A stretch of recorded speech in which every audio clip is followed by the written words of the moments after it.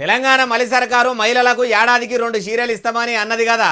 అయితే ఈ తేప బతుకమ్మ పండుగకు ఒక చీరనే ఇవ్వబోతున్నారట.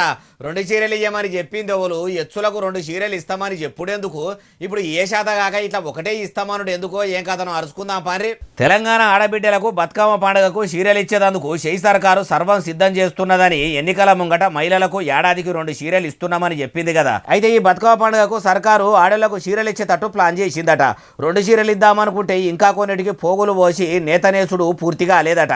ఇంకా తయారైతేనే ఉన్నాయట. మొత్తం చీరలు రాకపోయేసరికి ఇప్పుడు బతుకమ్మ పండుగకు ఒక్కొక్క చీరనే ఇచ్చి వచ్చే సంక్రాంతి పండుగకు 2వ చీరను ఇచ్చేటట్టు ఆఫీసర్లు ప్లాన్ చేస్తుర్రట. అయ్యా మలి ముఖ్యమంత్రి యనుమల రేవంత్ సారు 10 ఏళ్ల ఏలుబడిల కేసీఆర్ సారు తెలంగాణ ఆడబిడ్డలకు బతుకమ్మ పండుగకు చీరలను ఇచ్చుండు.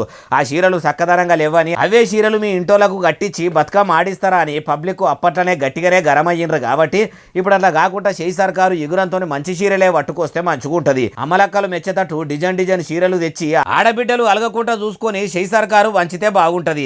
అట్లా కాకుండా అడ్డమైన ఇస్తే అలకటి వంచితే పలసగా ఉన్నాయి వంచితే ఆ చీరలు సీఎం రేవంత్ సారు ఇంటామెను వాళ్ళ కన్నబిడ్డను కట్టుకొని వాడకట్టులకు వచ్చి బతుకమ్మను ఆడమను రని ఎత్తి పొడిచి ఎక్కిరిచ్చే కాడికి వస్తుంది.